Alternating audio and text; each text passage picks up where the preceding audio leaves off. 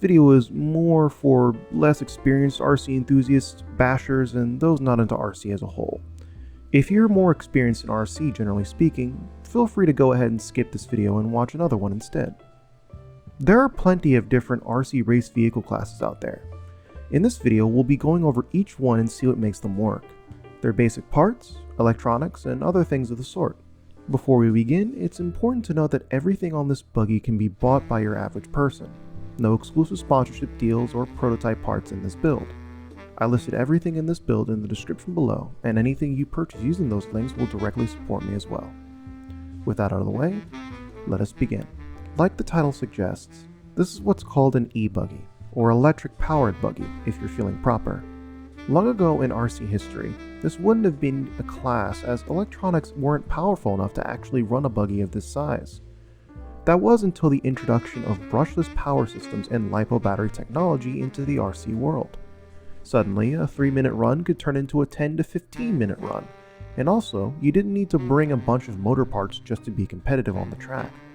Suddenly, people realized that 8-scale buggies were the perfect candidate to run these brushless and LiPo battery systems, and started to develop conversion kits for nitro buggies to turn them into what we now know as e-buggies. Fun fact, a few different RC companies that are very prevalent today started out making e-buggy conversions of other companies' cars, Techno being one of them. This leads us to this particular buggy. This is the Mayako MX-8E. This is the standard edition that, like I said, anyone can go out and buy. The MX-8E is what we call a C-hub car.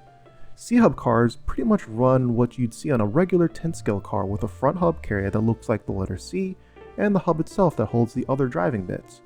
Sometimes these cars will use an upper link suspension with an upper turnbuckle link connecting the front shock tower to the front hub. Other C-hub cars will either have the option to, or straight up come with upper arms instead of to make the car more stiff. In this case, we have upper links. Other examples of RC e-buggies that have C-hubs are the Techno EB48 2.2, the Kyosho MP10E, the Sparco F8E, the Serpent SRX-E, the TLR 8E, and the HB E8 World Edition. There's also the Caster Racing e-buggy and the Hong Nor e-buggy, though I forgot they existed for a little bit before I did some research on this video. The other popular suspension system that we see in the e-buggy world is the pillow ball system. The pillow ball system works something like this. You have a double arm suspension in the front with each arm ending with a tiny metal ball. These pillow balls are then placed into a ball carrier that acts both as that and a hub at the same time. The pillow balls sit as snugly in the hub/ball carrier as possible without binding, but also not so loose to have much slop or play in the suspension. Sometimes you'll see people polish these pillow balls to make them less resistive. Other times they'll hit them with some form of graphite to dry loop them, like a pencil or something like that. Lots of different pillow ball cars exist on the market now, and they tend to do very well on high grip tracks, including the Team Associated B4.1E, the S-Works S35-4 Ego, the Mugen MBX8R Eco, the X-Ray XB8E, and a few others I'm probably forgetting. With the general education out of the way, let's go back to the car we have at hand. This MX-8E Mayako is equipped with a Hobbywing XR8 Pro ESC, a Hobbywing 1900 kV motor, a Gen Z 6000 mAh 4S shorty battery, a ProTech 160 TBL servo, and is linked to a Noble NB4 Plus and FlySky receiver. Moving down the list of what I just mentioned, we have the ESC first. The ESC is basically what determines how much power goes from the battery to the motor. It also helps power the receiver, which in turn powers the rest of your electronics like your servo, transponders, and other accessories. Using either a programming card or perhaps a Bluetooth module, you can program the ESC in many different ways, from simple things like how much braking force you want and the direction you want the motor to spin, to more complicated things like how much initial punch the motor will have, to whether or not you want the buggy to automatically brake when you let off the throttle. Next up we have the motor. The brushless motor is what is actually connected to the drivetrain in an e-buggy via pinion gear meshed with the spur gear. Motors in this application, on my 10th scale, are measured in kV rating rather than turn rating. kV rating basically indicates how fast a given motor will spin when given a certain amount of voltage, usually per volt. The kV range you'll usually see in e-buggies will be anything between 1900 kV, like what you see here, to 2200 kV, like you see here in this e-truggy configuration. The two sizes of 8-scale motors you'll find will be buggy motors, of course, and truggy size motors. And when I say size, I mean the physical dimensions of the motor. Now, 99% of the time, a truggy motor will be a bit much for the average driver. As a result, running a buggy motor in a truggy, like those who run Mayako and Kyosho truggies, isn't always a bad thing. As for what kV rating you should go for, well, it comes to personal preference. Generally speaking, higher kV motors have slightly less torque than their lower rating counterparts. Also, oddly, something I learned is that they can actually generate more heat than lower kV rated motors if not geared properly. However, a higher kV motor will always have more top end going down the straight than a lower kV motor, and may be easier to drive due to their lower torque. I'm currently trying both ends of the spectrum with a 2200 kV motor in my truggy, and in this case, a 1900 kV motor in my buggy. Next up we have the battery. These days, LiPo batteries come in all shapes, sizes, cell counts, and even voltages. In all cases though, when it comes to Ebuggy racing, all of them will be run on 4 cells.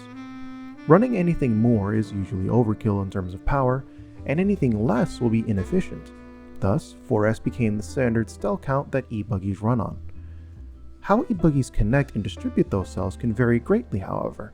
In this case, the standard Mayako MX-8E can either run a 4S LCG stick pack like you see in my truggy here, or it can run a 4S shorty pack like you see here. Other popular Ebuggies that can run these configurations that I can remember off the top of my head are the Mugen MBX-8R Eco, the Techno EB48 2.2, the Sparco F8E, I think, the Team Associated B4.1E, and the TLR 8E.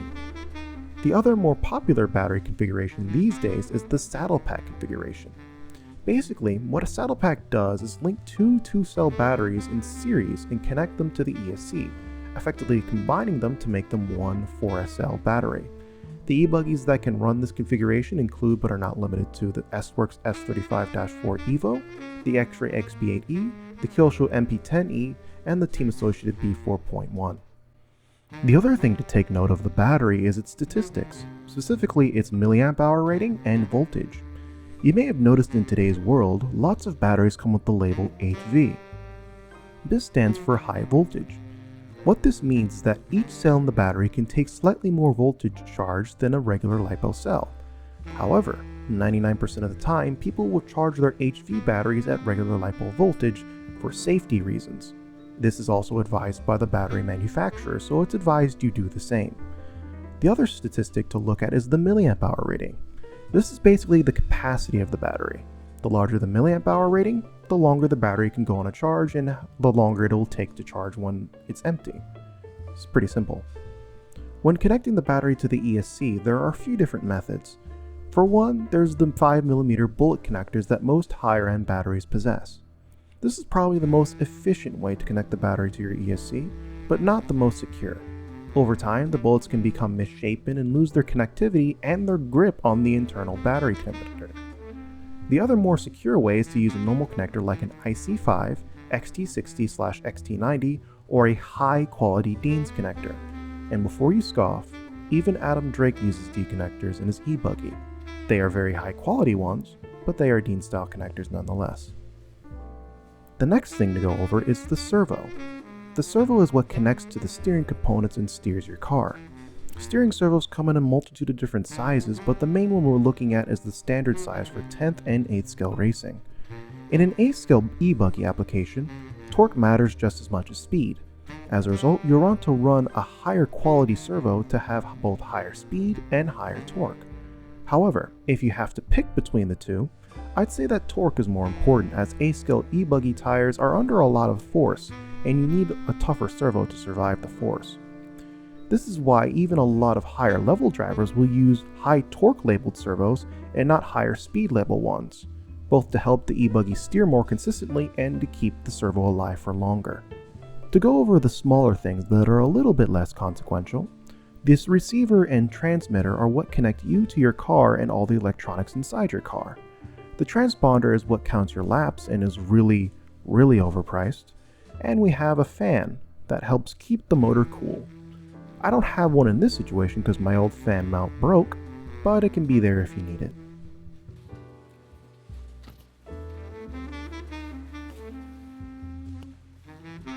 Very professional, I know.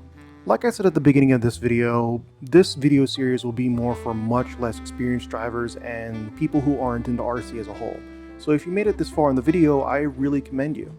I'd also like to let you guys know that this whole situation with me being in my room filming won't be much of an issue much longer, as I'm actually setting up a studio very soon, so be sure to stay tuned for that. Also, I'd like to ask you, if you enjoyed the video, be sure to hit the like button, hype the video, and subscribe to the channel if you haven't already. I'd also like to thank my channel members and active patrons, as they help keep me going when things are tough, let's say. So, thanks for watching, and I'll see you next time.